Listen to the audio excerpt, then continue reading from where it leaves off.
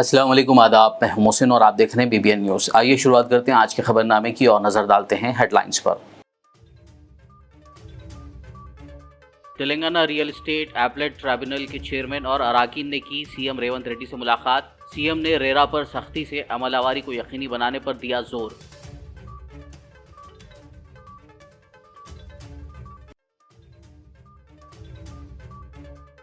Monsoon के पेश नज़र एहतियाती तदाबीर इख्तियार करने अहदेदारों को हिदायत। वज़ीर सीतक्का ने मुतल्लिका महकमों के अहदेदारों के साथ मुनक्किद किया जायजा इजलास।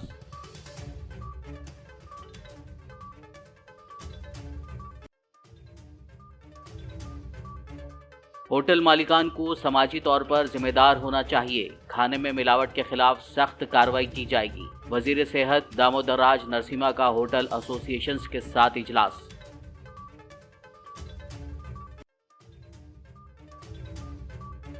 BRS सरबराह KCR को बिजली खरीदी मामले की तहकीकात में लगा झटका। Justice L Narasimha Reddy commission ने बिजली खरीदी मामले में KCR को जारी किया नोटिस।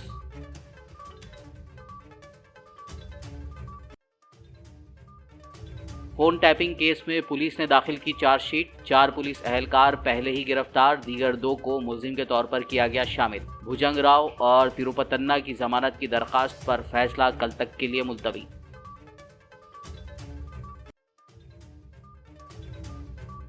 दरगाह हजरात यूसुफियन रहमतुल्लाह अलैह का 324वां उर्स शरीफ कल 12 जून से होगा तकारीब का आगाज। बाद नमाज असर जुलूस संदल माली मक्का मस्जिद से होगा बरामद।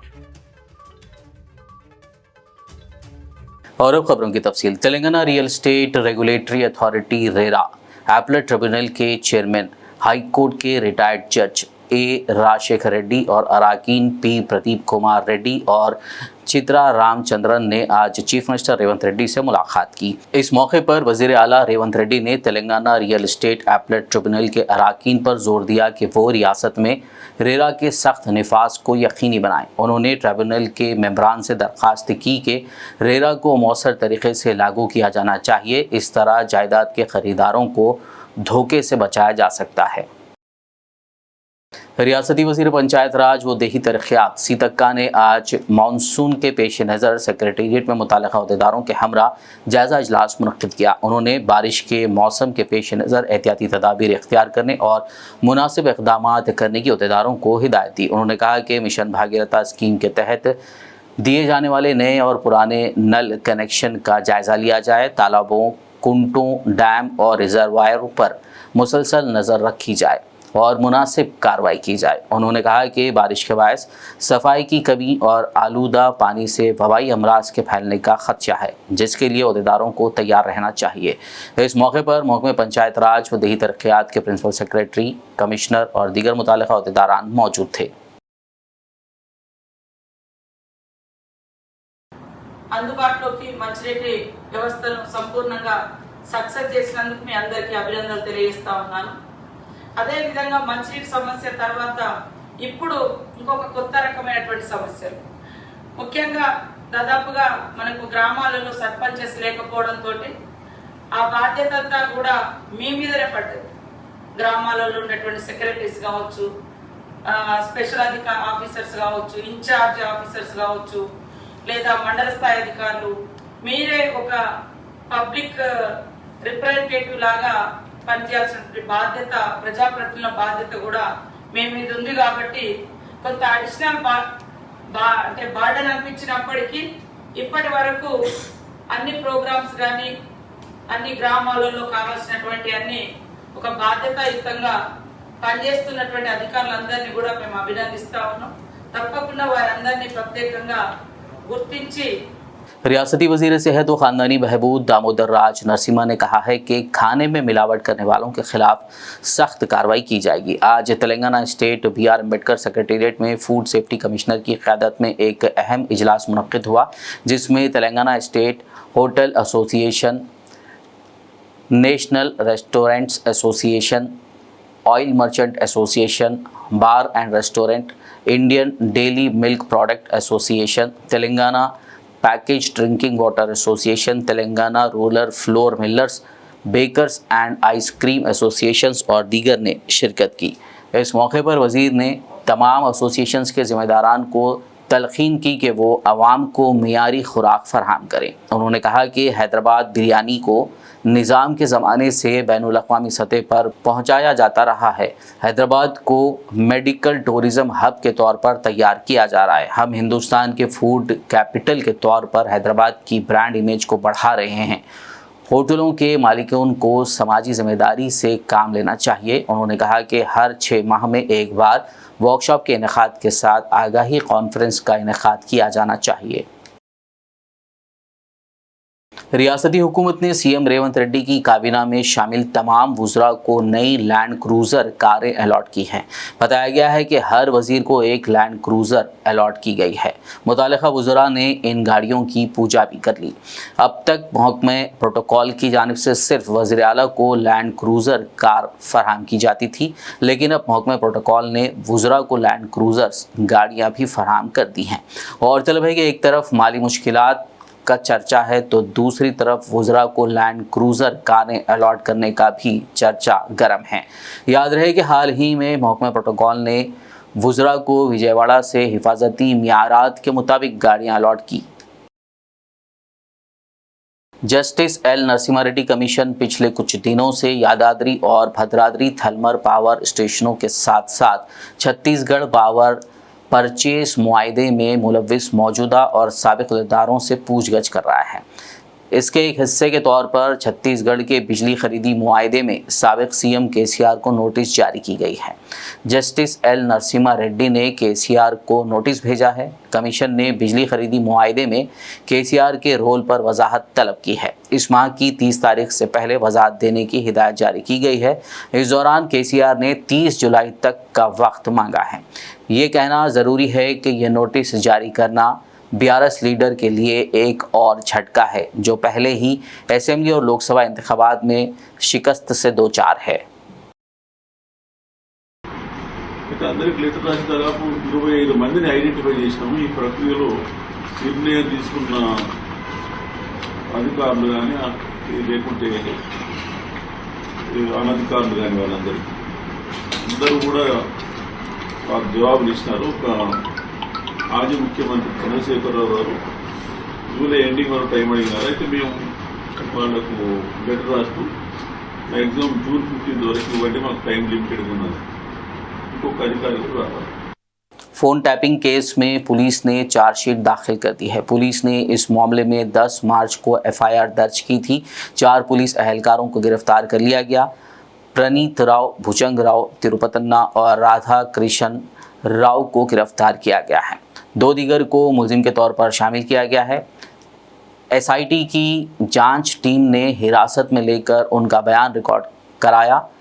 दूसरी जानिब भुजंगराव और तिरुपतन्ना ने नामपल्ली अदालत में ज़मानत की दरख्वास्त दायर की है। मुलजिमान ने अदालत को बताया कि उन्हें सियासी अदावत पर गिरफ्तार किया गया है, लेकिन सरकारी वकील ने अदालत से कहा कि ज़मानत ना दी जाए क्योंकि उन पर मुकदमा चलना बाकी है। दोनों की दरख्वास्त ज़मानत पर दलाइल मुकम्मल हो चुके हैं। नामपल्ली अदालत ने फैसला कल तक के लिए मुलतवी कर दिया है। असिस्टेंट एग्जीक्यूटिव इंजीनियर्स के उम्मीदवारों ने कांग्रेस के सदर दफ्तर गांधी भवन का मुहासरा करते हुए दावा किया कि महीनों पहले डॉक्यूमेंटेशन का काम मुकम्मल होने के बाद भी उन्हें तकर्रूरी नामे नहीं दिए जा रहे हैं। उन्होंने गांधी भवन की सीढ़ियों पर बैठकर एहतजाज किया और उन्हें फौरी इंसाफ फराहम करने और भर्ती के अमल को मुकम्मल करने का मुतालबा किया। उन्होंने इस बात पर तशवीश का इजहार किया कि वुज़रा और अहदेदारों को कितनी ही बार तवज्जो दिलाई गई, लेकिन कोई नतीजा नहीं निकला। उनका कहना था कि नोटिफिकेशन को 2 साल गुजरने के बावजूद अभी तक भर्तियां नहीं हुई।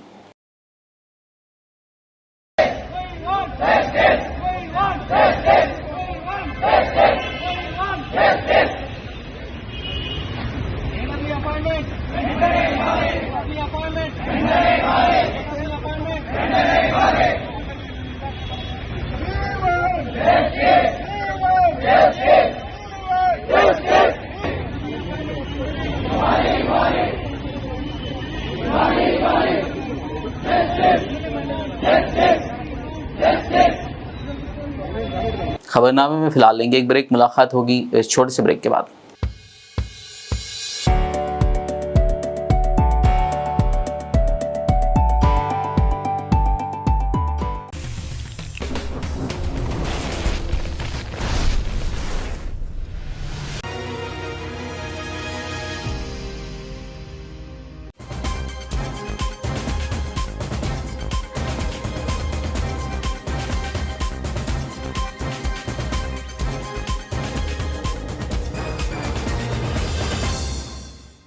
ब्रेक के बाद खबरनामे में आपका दोबारा खैर मकदम है। आइए बढ़ते हैं मजीद खबरों की जानिब। गुरुकुल स्कूलों के लिए क्वालिफाइड असातिज़ा उम्मीदवारों ने हैदराबाद के जुबली हिल्स में वाक़ चीफ मिनिस्टर की रिहाइशगाह पर घुटने टेक कर अनोखा एहतजाज किया। उनका कहना था कि गुरुकुल बोर्ड की गलती की वजह से उनके साथ नाइंसाफ़ी हुई है। उन्होंने कहा कि वो अदालत भी गए और अदालत ने उनके हक़ में फ़ैसला दिया, इसके बावजूद उन्हें नौकरियां नहीं दी गई। उन्होंने एहतजाज के दौरान कांग्रेस हुकूमत और चीफ मिनिस्टर से मुतालबा किया कि नए तालीमी साल के आगाज़ पर बोर्ड की गलतियों को दुरुस्त करते हुए तकर्रुरात अमल में लाए जाएं। इस दौरान मुजाहिरीन ने हाल ही में मुंतखब हुए MLC तीनमार मल्लन्ना की कार को रोक कर दरख्वास्त की, जिस पर उन्होंने वज़ीर आला से नुमाइंदगी का तयख़ुन दिया।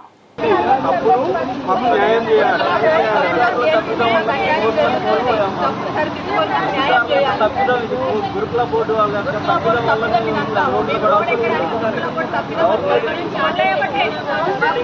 ఫాలో అవ్వలేదు. కామన్ పేపర్స్ పెట్టి డిసైడింగ్ ఆర్డర్ ఇవ్వకుండా మాకు అన్యాయం చేశారు కాబట్టి మేము న్యాయం కోసం రోడ్లకు వలసినటువంటి పరిస్థితి ఇప్పుడు మాకు నెలకొన్నది. దయచేసి సీఎం గారు మమ్మల్ని పట్టించుకొని మాకు న్యాయం చేయాలని। दरगाह हज़रत यूसुफ़ियन रहमतुल्लाह अलैह वाक़ नामपली हैदराबाद का 324वें साला उर्स शरीफ के तकारीब का 12 जून से आगाज़ हो रहा है। इस सिलसिले में आज मंगल के रोज़ रियासती वक्फ बोर्ड के चेयरमैन सैयद अज़मतुल्लाह हुसैनी ने Waqf board in charge CEO Liyaqat Hussain, Waqf board रुकन बंदगी पाशा खादरी के हमरा यूसुफ़ियन दरगाह शरीफ के अहाते का दौरा करते हुए इंतज़ामात का जायज़ा लिया। उन्होंने दरगाह के केयरटेकर और मुतवल्ली को इस ज़िम्मन में ज़रूरी हिदायत दी। वाज़ेह रहे कि उर्स शरीफ का 3 रोज़ा प्रोग्राम 12 जून से 14 जून तक जारी रहेगा। 12 जून को जुलूस संदल माली बाद नमाज असर मक्का मस्जिद से बरामद होगा, जिसमें हज़ारों की तादाद में ज़ायरीन की शिरकत मुतवक्को है। इससे रिलेटेड जो भी लोग हैं उन तमाम लोगों को हम कॉन्फिडेंस पे लेके रिवायत है उसको भी हम कायम रखते हुए हर आदमी को अपनी अहमियत और अपने मौरूसी जो भी लोग हैं उनको भी उनकी अहमियत के साथ हम उनका मौका देंगे। लेकिन जो वक्फ बोर्ड है, वक्फ बोर्ड की निगरानी में जो होगा उसके लिए वक्फ बोर्ड जिसको इसके लिए तयन किया गया वो उनकी निगरानी में वो लोग करेंगे। उसके साथ साथ उसके बाद जो करना है अलग तरीके से अपने तरीके से करना है तो उसके वक्फ बोर्ड इजाज़त देगा। लेकिन जिसको वक्फ बोर्ड ऑफिशियली जिसको इजाज़त दिया गया है, जिसको यहाँ पर कायम किया गया है, हम उनके ज़हर हम ये करेंगे। इसके लिए वक्फ बोर्ड पूरा पॉइंटर अपने तौर पर करेगा। वक्फ बोर्ड की डायरेक्ट निगरानी में होगा। इसके लिए जो भी मुतवल्ली वगैरह रहेंगे ना वो लोग करेंगे। फिर अभी साहब ये निज़ाम बाबा जो है कि वहाँ से हाई कोर्ट से कुछ ऑर्डर ले लेंगे, मुतवल्ली अपॉइंट किया है वो करेंगे। उसके बाद जो जिसको अपने अकीदे के हिसाब के अकीदे के हिसाब से उसके बाद में जिसको करना है वो करेंगे। हम किसी को नहीं, क्योंकि जो अकीदतमंद लोग हैं ज़ाहिर लोग कोई भी कर सकते हैं, आप भी कर सकता हूँ, मैं भी कर सकता हूँ। हर आदमी को अपने अपने अकीदे के हिसाब से करने की इजाज़त है, हम किसी को रोकेंगे नहीं। लेकिन जो ऑफिशियली जो रहेंगे, जो मुतवल्ली वक्फ बोर्ड जिसको तयन किया गया उनके के लिए वो इंतजामात की देखने के लिए हम यहाँ पर आए हैं। मैं खुद भी पर्सनल आप खुद देखें, मैं खुद भी जाके देख के आया और तमाम दुकान वालों को हम ये ताकीद किए हैं कि जिस वक्त ये संदल मुबारक आएगा उस वक्त आपके दुकानों को अंदर कर दीजिए। और इसके बाद क्योंकि अभी इमीडिएट 1-2 दिन बचे हैं, हम एक दिन में अगर इमीडिएट एक्शन लेंगे तो फिर अफरा तफरी का माहौल होगा। इसलिए जैसा ये उर्स ख़त्म होएगा एक प्रॉपर एक स्केच करके प्रॉपर उनको एक उनका दुकानों को एक उनके हद बता के हम उनको एक लाइन में लेके आने की कोशिश करेंगे। थोड़ा सा वक्त लगेगा, हम इंशाल्लाह ये उर्स के बाद हम उसको पूरा प्रॉपर तरीके से करेंगे उसको जल्द से जल्द मुकम्मल करेंगे। हम वही इंतजाम के लिए हम इमीडिएट इंस्पेक्टर को और हम यहाँ के जो निगरानकार है उनको हम बोले हैं कि जो भी हो सकता है वक्फ बोर्ड से हम किसी पे डिपेंड हो के नहीं, चाहे खाने का इंतज़ाम हो, चाहे पानी का हो, चाहे तहारत वगैरह को लेकर। ख़ास तौर पर यहाँ पर ख़वातीन भी बहुत सारे लोग आते हैं तो उनको तकलीफ़ ख़ास तौर पर ख़वातीन के लिए, क्योंकि मर्द हज़रात तो कहीं पर भी फारिग हो सकते हैं लेकिन ख़वातीन का एक बड़ा मसला होता है। इसलिए बहुत अक़ीदे से लोग ख़वातीन भी आते हैं, तो दूर दूर से आते हैं। तो हम इंस्पेक्टर साहब को वगैरह को भी अगर ज़रूरत पड़ेंगे तो मैं ये भी ताकीद करूँगा कि अगर ज़रूरत पड़ेगी तो ख़वातीन के लिए हम कुछ अगर मोबाइल टॉयलेट वगैरह भी कुछ होगा तो उसका इंशाल्लाह हम कोशिश करेंगे उस चीज़ को। आदिलाबाद टाउन के तानसी रेलवे गेट को रेलवे ट्रैक की मरम्मत के लिए 3 दिनों के लिए बंद कर दिया गया है। है। रेलवे हुक्काम ने आज मंगल के रोज रेलवे ट्रैक की मरम्मत का काम शुरू कर दिया। इस सिलसिले में सेक्शन इंजीनियर नरेश ने बताया कि इस तरह की मरम्मत हर 3 साल में एक बार की जाती है ताकि इस बात को यकीनी बनाया जा सके कि इलेक्ट्रिक ट्रेनों की रफ्तार कम ना हो। इस मौके पर site engineer Uday Kumar, railway contractor जय रत्नाकर और दीगर मौजूद थे। ये एलसी गेट नंबर 30 है कामसी का, और ये एनुअल हमारा इसका मेंटेनेंस करना पड़ता है हर 3 साल में, जिसमें हम रेल, स्लीपर, इसकी फिटिंग की कंडीशन देखते हैं।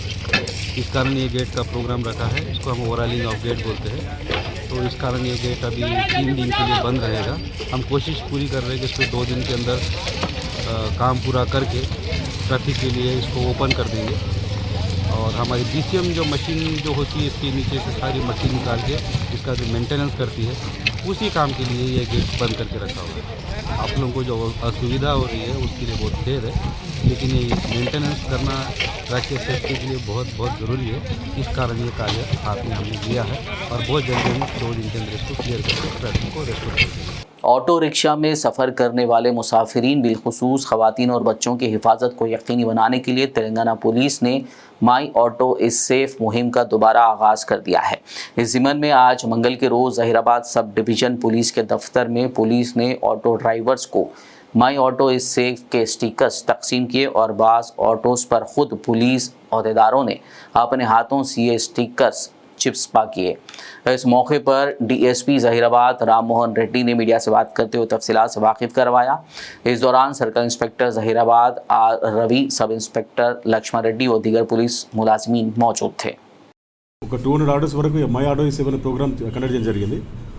మిగతా పోలీస్ స్టేషన్లో కూడా కోహిర్ లిమిట్స్లో, చిరాక్పల్లి లిమిట్స్లో కూడా చేయడం జరిగింది. అది ఇది ఎస్పీ గారి ఆదేశాల మేరకు ఇంతకుముందు పటన్ చెరువులో, సంగారెడ్డిలో కూడా జరిగింది. Auto my auto is safe అంటే దాని ఉద్దేశం ఏంటంటే దాని మీద QR కోడ్ అని ఉంటుంది. ఆ కోడ్ను స్కాన్ చేస్తే ప్యాసింజర్స్ ఎవరైనా సరే దాని మీద ఆటో ఓనర్ డీటెయిల్స్ కంప్లీట్ ఉంటాయి. డ్రైవర్ పేరేంది, ఓనర్ పేరేంది, ఆ రెసిడెన్స్ ఎక్కడ, ఇవన్నీ. అది మెయిన్. దీని ఉద్దేశం ఏంటంటే ప్రయాణికుల భద్రతకు సంబంధించిన అంశం ఇది. ఎస్పెషల్లీ లేడీస్ కానీ, పిల్లలు కానీ, కొంచెం వృద్ధులు కానీ, కాలేజీ పిల్లలు కూడా ఇది ఏదైనా సెక్యూరిటీ ఆస్పెక్ట్లో, తర్వాత ఏదైనా సామాన్ పోగొట్టుకున్నా, సపోజ్ లగేజ్ ఏదైనా మర్చిపోయినా, ఇంకా అదర్ ఈఫ్ టీజింగ్ టైప్ అటువంటి ఏదైనా ఉన్నా కానీ, డ్రైవర్స్ మిస్బిహేవ్ చేసినా, ఇవన్నీ కూడా వాళ్ళ QR కోడ్ వాళ్ళు చేస్తే ఇమీడియట్లీ మనకి ఇన్ఫర్మేషన్ ఉంటుంది. ముఖ్యమైన ఉద్దేశం ఏంటంటే, ఎస్పీ గారి ఉద్దేశం ఏంటంటే ముఖ్యంగా ప్రయాణికుల భద్రతకు సంబంధించిన అంశం ఇది, సేఫ్టీ అండ్ సెక్యూరిటీ. అందుకే ఈ మై ఆటో ఇస్ సేఫ్ అనే ప్రోగ్రామ్ ఈరోజు కండక్ట్ చేయడం జరిగింది. ఎస్ చేస్తే ఆ డీటెయిల్స్ మొత్తం ఉంటుంది. जमात इस्लामी हिंद ऑफिस जगतियाल में आज मंगल को मीसा फाउंडेशन की जानिब से मेडिकल तलबा के लिए सेमिनार का इनेकाद अमल में लाया गया, जिसमें हैदराबाद के मशहूर मारूफ medical counselling expert Mohammed Abdurrab Arif ने मालूमाती लेक्चर दिया।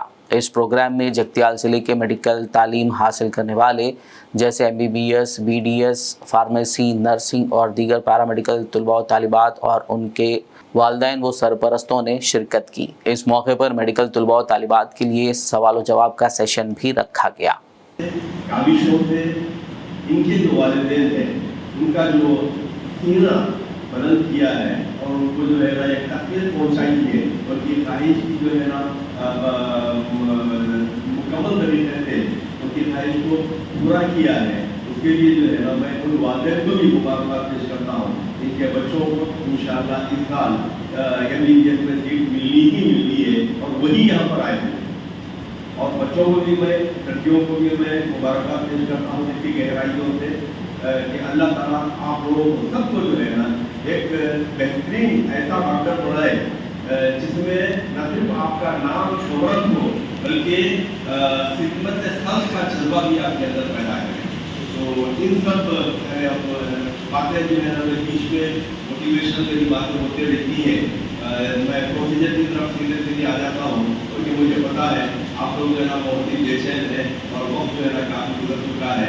तो मैं गुजारिश करूँगा कि जरा वो जो है यहाँ पर लगा दिया जाए। बकरीद के पेश नज़र बालापुर पुलिस की जानिब से आज एक फंक्शन हॉल में पीस कमेटी इजलास मुनक्किद किया गया। इस इजलास में मुकामी ज़िम्मेदारान ने शिरकत की। इस मौके पर पुलिस अहदेदारान ने मौसम बरसात के पेश नज़र बकरीद के मौके पर साफ़ सफाई का ख़ास ख्याल रखने की तलक़ीन की। बाद-ए-आज़म ACP ने मीडिया से बात करते हुए इजलास की तफसीलात से वाकिफ़ करवाया। आगे आने वाला बकरीद के एडवांस ईद मुबारक। इसके बारे में हम आज ये बालापुर केस के थाने के अंदर ये मीटिंग लगाए हुआ है। इसमें local colony leaders Yusuf Patel, Umar and local व्यापारिया भी शामिल हो गए हैं। इसमें हमारा पुलिस का रिक्वेस्ट जो भी है, ये एनिमल को जानवर को ला के यहाँ रोड पे ये बालापुर और पहाड़ी शरीफ ये दोनों के 1-2 किलोमीटर के रोड के ऊपर वो बांध के देखने वाले की भी वो पब्लिक भी थोड़ा अच्छा नहीं लग रहा है। वो अंदर रख के वो बिजनेस करे तो अच्छा रहता है, उसको वो हम गुजारिश कर रहे हैं। और एक बात है, ये ट्रांसपोर्टेशन में जो भी है वो रूल्स है, वो रूल्स के हिसाब से वो ट्रांसपोर्ट किए तो कोई प्रॉब्लम नहीं रहता। क्यों बोले तो ये हर एक व्यापारी कम से कम 2 लाख 3 लाख ऐसा रख के पूरा दूर से वो लेके आ रहे, मगर वो नहीं देख रहे, वो कानून के हिसाब से ला रहे, मैं कैसा ला रहे, वो इलीगल है लीगल है वो भी नहीं मालूम हो रहे। उन वेटरनरी डॉक्टर का सर्टिफिकेट नहीं लेते, वो म्यूनसिपल का चिट्ठी भी नहीं लेते, वो कितने गाड़ी में कितने जानवर को लाना वो भी नहीं मालूम रहते। वो सिर्फ जाके वो गुड्स जैसा उसको लाके वो डाल दिए तो वो इलीगल है। वो भी एनिमल है। वो किस लिए हम ला रहे हैं, वो बकरीद के लिए कुर्बानी देने के लिए ला रहे हैं। वो भी हम सोच के वो दिल में रख के वो लाना है, वो भी अच्छा लगता है। वो नहीं तो ऐसा वो उसको वो क्रूएल मैनर से लाए तो वो अच्छा नहीं लगता। इसलिए हम हर एक आदमी को हम ये रूल्स के हिसाब से लीगली काम करे तो कोई भी हमारा पुलिस कभी भी 24 आवर्स उसके लिए सपोर्ट करते हैं। और एक बात है, वो बकरीद के दिन में वो ईद का टाइम में वो म्यूनसिपल वाले सबको कहाँ वेस्टेज डालना वो पॉइंट भी बताते। वो पॉइंट का को जो भी बताते हैं वो वहाँ से लाके डाले तो अच्छा रहता है, दूसरों को प्रॉब्लम नहीं रहता है। वो निकालने को भी इमीडिएटली उसको भी आसान होता। ऐसा नहीं तो उधर इधर कहाँ जगह मिले तो वहाँ डाल दिए तो उसको निकालने मुश्किल होता। वो दिन में बढ़ के वो ये डिसीज भी पैदा होने का चांसेस रहता। ये बारिश का सीज़न है, इसलिए ये सोच के आप लोग पूरा कॉलोनी में और पूरा पब्लिक इसके तकनीकी शवाहिद और मखसूस मालूमात पर कार्रवाई करते हुए मीरपेट पुलिस एलबी नगर जोन रच्चाकोंडा कमिश्नरेट ने कत्ल केस को हल करते हुए कुरुमलगुड़ा से 5 मुलजिमीन को गिरफ्तार कर लिया। पूछगछ पर मुलजिमान ने अपने जुर्म का एतराफ़ कर लिया। पुलिस ने उनके कब्जे से जुर्म में इस्तेमाल किए गए 2 चाकू, 3 मोटरसाइकिलें, 2 मोबाइल फ़ोन और दीगर अशिया बरामद कर ली। అత్యంత కిరాతకంగా మొహమ్మద్ సల్మాన్ అనే వ్యక్తిని చంపడం జరిగింది. ఇతని మీద కూడా చాలా కేసులు ఉన్నాయి. చంపిన వాళ్ళు కూడా పాత నేరస్తులు. ముఖ్యంగా ఇందులో Dasari Surender alias Suri alias Moin alias Munir ఇతను ప్రధాన నిందితుడు. ఇతను గతంలో ఎవరైతే చనిపోయిన వ్యక్తి ఉన్నాడో సల్మాను వాళ్ళ సిస్టర్ని సాబా ఫాతిమా అవని కిడ్నాప్ చేసి గతంలో బలవంతంగా పెళ్లి చేసుకునే ప్రయత్నం చేసినప్పుడు కిడ్నాప్ కేసు అయింది. తర్వాత జైలుకు పోయి వచ్చినాక మళ్ళీ సురేందరు మతం మార్చుకొని ఆమెని పెళ్లి చేసుకోవడం జరిగింది. పెళ్లి చేసుకున్నాక కొన్నాళ్ళు కాపురం చేసినాక 2022లో ఆమెని మర్డర్ చేయడం జరిగింది. అప్పటి నుంచి కూడా ఈ 2 కుటుంబాల మధ్యన పాత కక్షలు నడుస్తున్నాయి. ఇతను కూడా జైలు నుంచి వచ్చినాక తను చాలా నేరాలు చేసినాడు. అంటే ప్రాపర్టీ అఫెన్సెస్తో పాటు మర్డర్ కేసులో కూడా ఇన్వాల్వ్ అయ్యిండు సురేందర్. ఇతను పీడీ కేసులలో 2 సార్లు చిక్కడపల్లి ఎల్బీనగర్ నుంచి కూడా జైలు పోవడం జరిగింది. सुरेंद्र మీద 39 కేసులు. आखिर में एक नज़र हेडलाइंस पर। Telangana real estate appellate tribunal के चेयरमैन और अराकीन ने की सीएम रेवंत रेड्डी से मुलाकात। सीएम ने रेरा पर सख्ती से अमलावरी को यकीनी बनाने पर दिया जोर।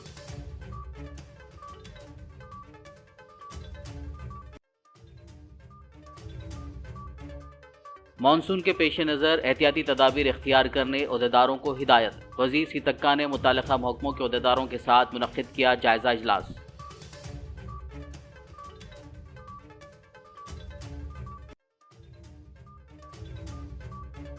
होटल मालिकान को समाजी तौर पर जिम्मेदार होना चाहिए। खाने में मिलावट के खिलाफ सख्त कार्रवाई की जाएगी। वजीर सेहत दामोदर राज नरसिम्हा का होटल एसोसिएशंस के साथ इजलास।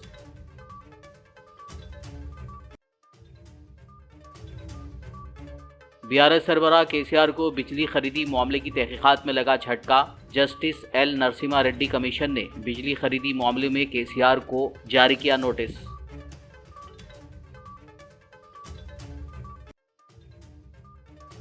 फोन टैपिंग केस में पुलिस ने दाखिल की चार्जशीट। 4 पुलिस अहलकार पहले ही गिरफ्तार, दीगर 2 को मुलजिम के तौर पर किया गया शामिल। भुजंग राव और तिरुपतन्ना की जमानत की दरखास्त पर फैसला कल तक के लिए मुलतवी।